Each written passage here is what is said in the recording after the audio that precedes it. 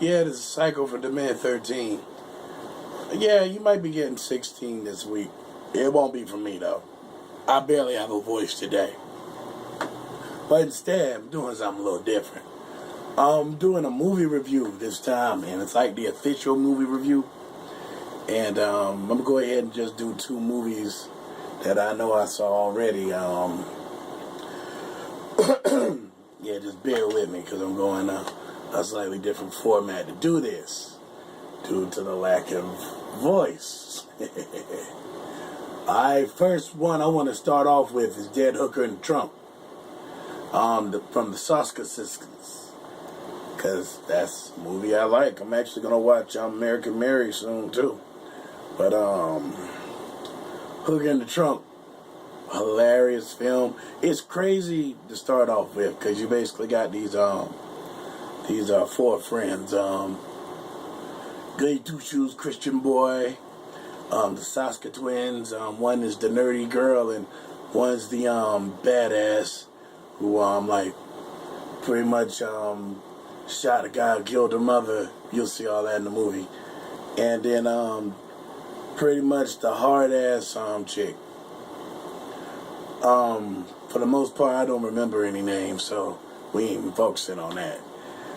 Pretty much, they basically end up confronted with this dilemma, as apparently some of you probably actually end up with every now and then, where there's a dead hooker in the trunk.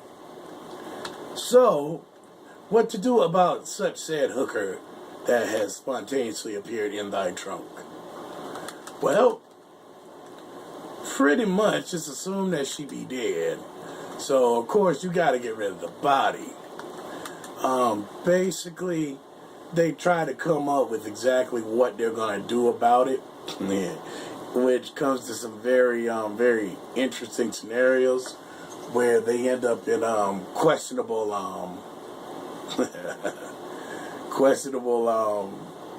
scenarios, to put it best. All right, basically, serial killer, because there is a serial killer, is the reason why there's a dead hooker in their trunk. And he has a very special problem, which has made him a kind of very twisted fella. And pretty much, I'm going to kind of run you through it without ruining all the good twists and wonderful things to see in it, because it's hilarious. But, alright, first of all, they find out about it, they kind of talk about it, try to decide exactly what it is. So they go to a hotel to basically try and figure out what it is that they're going to do. Said the nerdy sister keeps calling the cops. This is kind of something that keeps going through. And basically, badass has to try and figure out how to take care of that. Then like, so, you know, she takes care of the cops. She takes care of, also, getting the room paid without having to use money. If you know what I mean. But not the way that you think. So, pretty much, you know, they wash the body up and get prepared and whatnot to go bury it, they think. Bury it, either drop it off. They hadn't decided at this point. So, while they're doing that, you know, because people like multitask, they decide to go ahead and get some drugs. So they go pick up some drugs while they get ready to go dump the body. So, you know, they're supposed to be dumping his body, and it's like a bunch of people just kind of keep following him around and whatnot.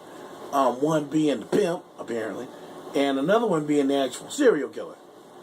So, while they're going to get drugs, you know, the nerd sister gets KO'd by the serial killer. Matter of fact, he gets a real hard, knocks the eyeball out, yo. So, when that happens, you know, they kind of pick up, and there's some other stuff that happens that I'm not going to go into. But, basically, they get all messed up, except for the Goody Two Shoes kid, in a altercation. So, they head to a new place, and they out in the woods getting high, trying to figure out what they're doing and such, right? So, they kind of figure out what's going on, and they see what they think is a serial killer. After they try to bury the body, which goes horribly wrong, and they had to pack up and relocate yet again. And if I remember correctly, they end up finding their way to the hooker's house. Because there's some other stuff that's happening. If you've seen the movie, you know how much I'm jumping. If not, it's a good story so far. You'll love it. Alright. So, what happens is they're at the hooker's house, right? And they see the dude, or the nerdy sister sees the guy who assaulted her, or thinks assaulted her. So they go get him, jack him up, mess him up, kill him. Won't go in the house. You just need to go see that. So after that happens, come to find out, they get pinned by the serial killer later and separated, and basically find out that that was the serial killer's brother. So, long story short, they end up going head to head with the serial killer. The two twins basically go head to head with him and kill him because they got to.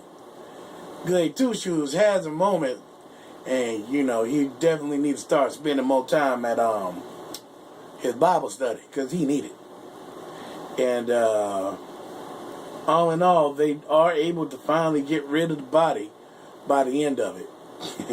But all the stuff that ensues to get there makes the movie very entertaining, very fun, and they just have some crazy moments that just make you just go, wow.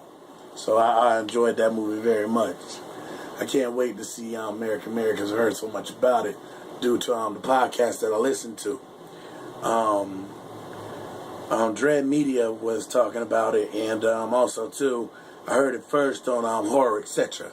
So if you're into podcasts, you need to go hop on that and check those out, because those are actually kind of fun.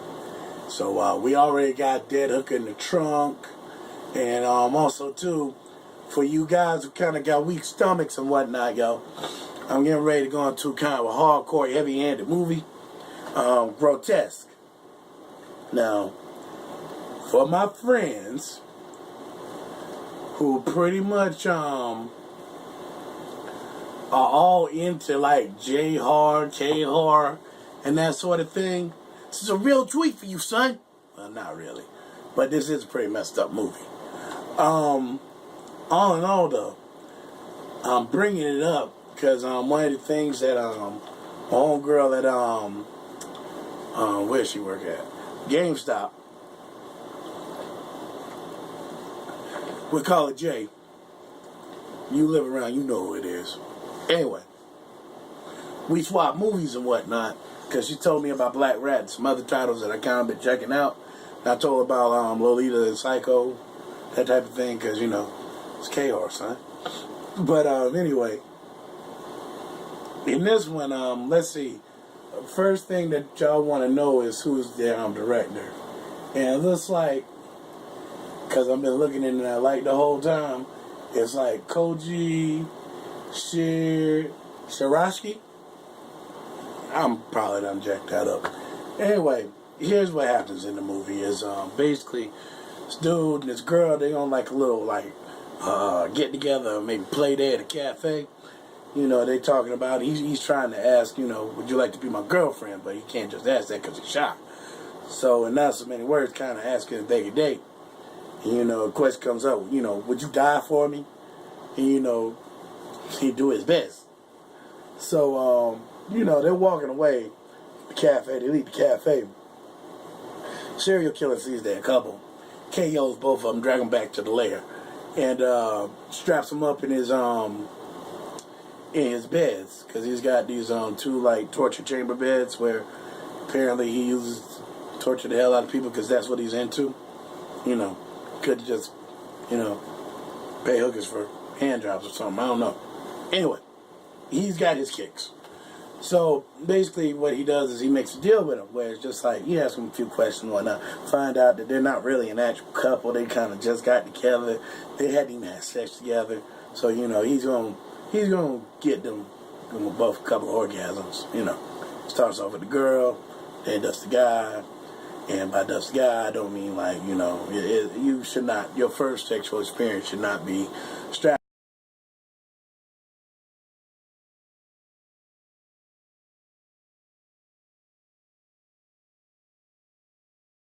to ejaculate while she is also strapped to the bed. That's just messed up on so many levels. You have to see it. At this point, yeah, this is not one for everybody. To be honest, there were cringe moments in this for me, which is highly unusual because everyone's just kind of like, how do you sit and watch through this stuff? I watched a lot of stuff you can't unsee, and it just doesn't bother me because I'm just watching it, and it's like, I know it's fake, and even if it's not fake, it wasn't me, and I'm not worried about it, and I'm not trying to get there, and if it does get to that point, you don't want me to be the aggressor because that's what I'm trying to do. Just saying. If you had the choice, you're either going to be the monster or the victim. Say, I intend to be the victim, there goes monster. Don't hold me to that. That's just an idea. Anyway. Here's what basically happens is, he basically says, look here, if you both can give me pleasure, I will let you go. I'll let you go. Say, if not, I'll kill you though. I'm pretty much going to kill both of you anyway, so, you know.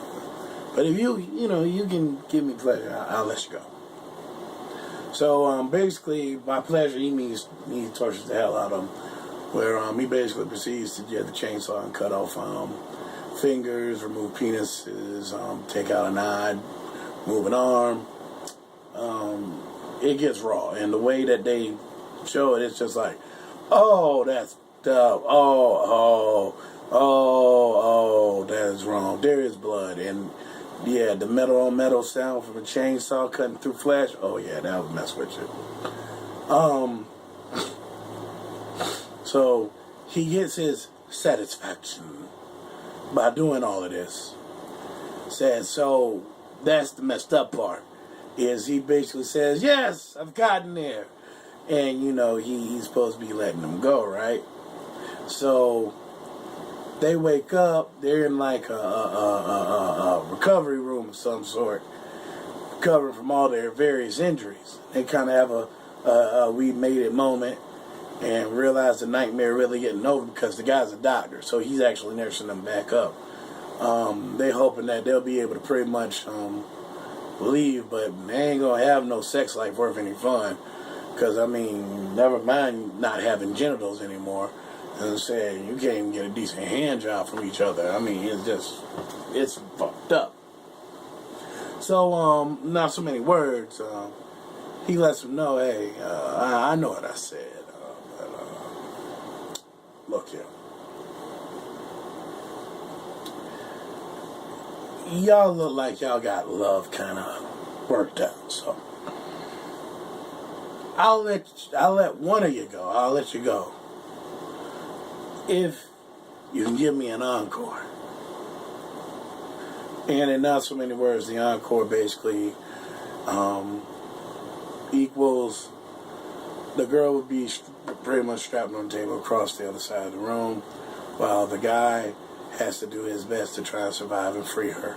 If he's able to free her, she'll go free. If he's able to survive the ordeal, he too gets to go free. But it's pretty much calculated where he's not going to make it. So basically what he does is he cuts his rectum out.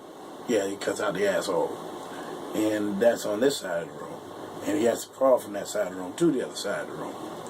So he does this, and you kind of see that they've got a sort of, yeah, we make it out, it won't be towards satisfaction type of back thing going on, which is good. And he almost frees her. Almost. Just can't make it. Now, all in all, the guy does survive. The bad guy does survive. But he does catch a little bit of damage for the end of it. Not enough to say make up for it all and give you a happy ending. But if you got the stomach for it and you can kind of balls to the wallet, you can watch it. But this is not the type of movie you recommend to friends. So I'm not really recommending this unless you're into just, oh my gosh, that is so horrible. Awesome. Because there are people like that. So, all in all, that's all I'm gonna say about that there. Now, I kind of get started on these things. I want to go do a bunch of them, but I'm gonna stop there because this is the channel I intend to put the more disturbing movies on, the ones with lots of blood and gore and stuff. Nah, because I feel comfortable being more raw and graphic on this channel than I do on my other channel. But one other thing too, if you haven't seen the new Evil Dead, go see it. It doesn't per se go as hard as these two movies did, but it's actually pretty nice. As far as messing your children up at the theater, yeah, it ranks kind of high on the scale for that. It's kind of the type of gore you're not used to seeing at the theater, but it's it is surpassed by many other things if you're into K-horror, H-horror, J-horror. I think I'm just making up horrors now and such too, which I have to thank fuck yeah, Asian horror on Tumblr, because that is where I get some of my leads for some of these movies that I watch, because some of them are just disturbing. Yeah, my camera cut off, so it cut off before I could actually end the rest of it. Basically, all I'm going to say at this point is, they definitely two movies that go hard. I sell stuff that's attached to my other page and such with the game reviews and such. So, if you're into that, be sure to check out Hired Henchman on here on YouTube. Also, too, you can check him out on Facebook as well, because that's me too. Lots of randomness pops up there, and it's a little another little page too for like my business stuff on the side. And there's also another it's also the D13 page there. Here, try to showcase music from just like my area in general, but ain't really.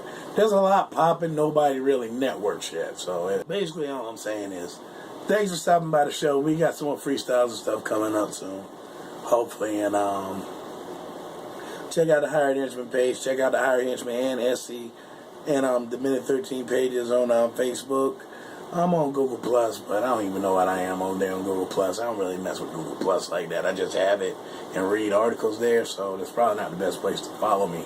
Probably a good place to get some information on that you might be interested in. That's pretty much it, folks. I'll see you later. Peace.